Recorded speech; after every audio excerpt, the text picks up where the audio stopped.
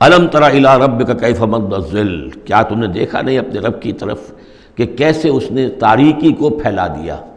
جب رات ہوتی ہے تو گویا کہ پورے اس پہ زمین کے اوپر تاریکی کی چادر جو ہے اوڑھ دی، جیسے کالی چادر ڈال دی گئی ہو۔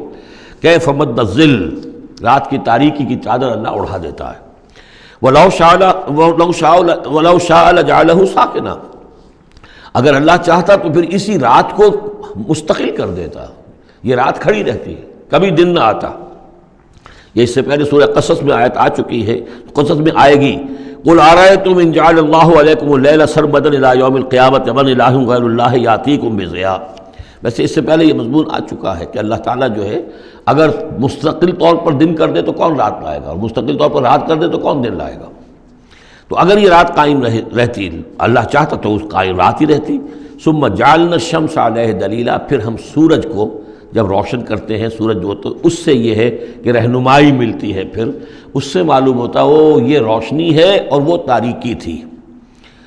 تعرف الاشیاء بازدادها ثم قبضناہ الینا قبضا یسیرا، جب سورج طلوع ہوتا ہے تو آپ نے دیکھا ہوگا سائے بڑے لمبے پڑے ہوئے ہیں، پھر رفتہ رفتہ سورج اوپر ہونا شروع ہوا اور سایہ سمٹنا شروع ہوا، گویا کہ کوئی کھینچ رہا ہے، تنابیں کھینچ رہا ہے، ان کی یہ سائے جو ہیں اب سمٹ کر آ رہے ہیں۔ پھر ہم ان سایوں کو، ان تاریکوں کو، ذل کو اپنے قبضے میں لے لیتے ہیں، گھسیٹ لیتے ہیں۔